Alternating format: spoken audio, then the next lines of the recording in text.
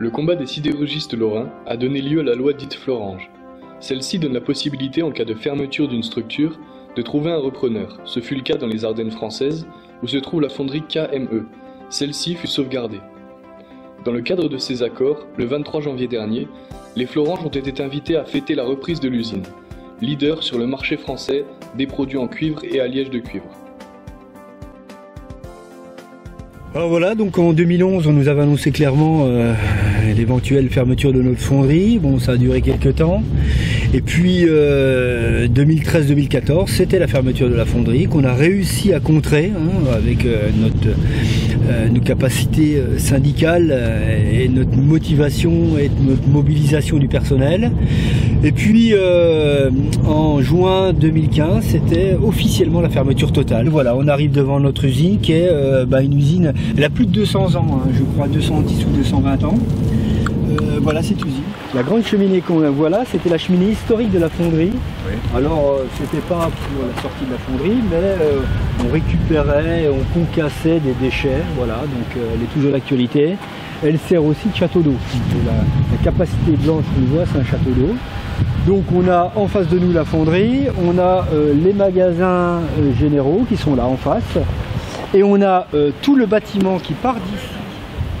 Plus de 200 mètres, qui est officiellement la tuberie, où on a une presse, on a des laminoirs, on a des machines à étirer et on a des magasins d'expédition et puis des fours de recuit. Voilà, on a la totalité. À partir de 2015, lorsque effectivement KME avait annoncé la fermeture programmée, les salariés se sont battus pour bénéficier de la loi Florange. Ça n'a pas été simple, ils l'ont obtenu, ils ont 4 mois de négociation. Et ils ont signé le contrat de reprise avec le nouvel actionnaire, le groupe Cupori.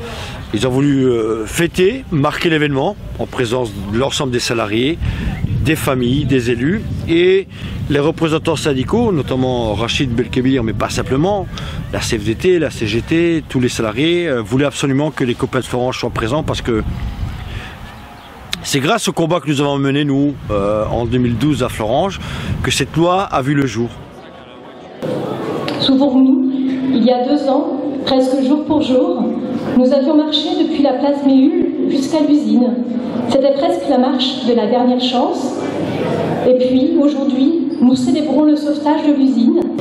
Vous qui, par votre implication, votre courage, votre volonté, ont permis de maintenir 214 emplois sur le site de Givet, la direction avait exprimé la volonté de fermer. Oui, l'union fait bien la force. L'union des syndicats, bien sûr.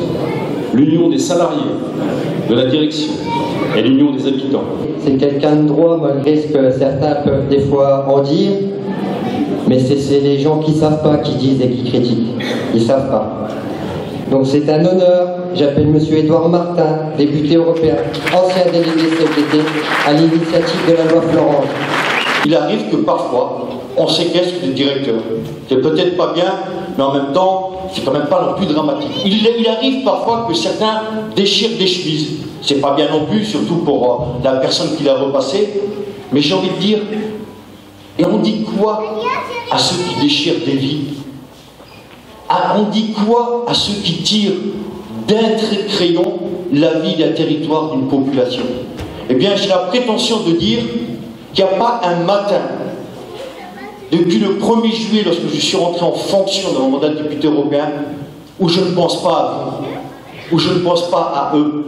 Et c'est pour ça que j'y étais, pour défendre le monde du travail, pour défendre les industries. Et je bataille.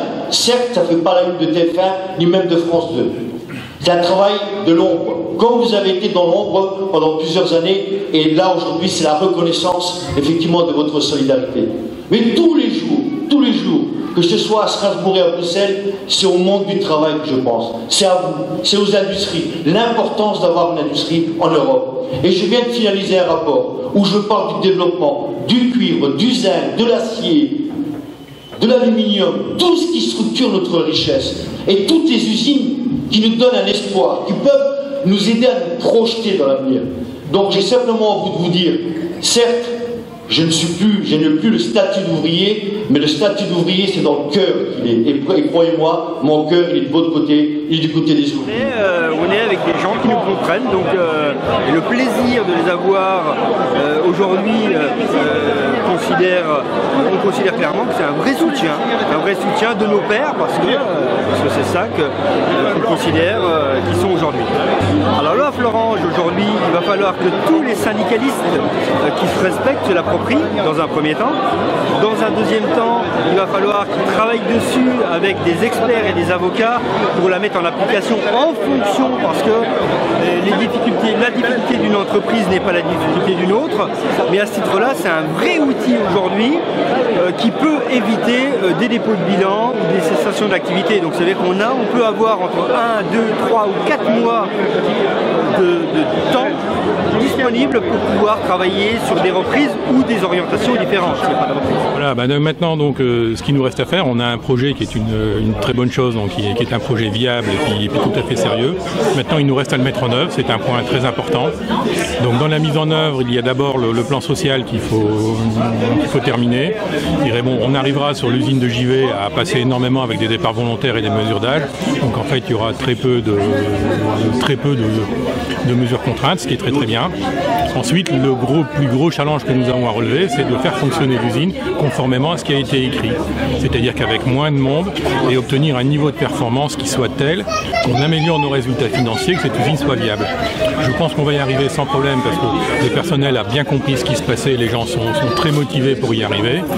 Je dirais maintenant, il faut absolument qu'on y arrive, c'est le point essentiel. Si nous ne le faisons pas, dans quelques années, nous reviendrons exactement au même endroit. Et c'est absolument pas ce que l'on veut. Tous ensemble, ouais! Ouais! Tous ensemble, ouais! Ouais! On lâche rien! Tous ensemble, ouais! On lâche rien!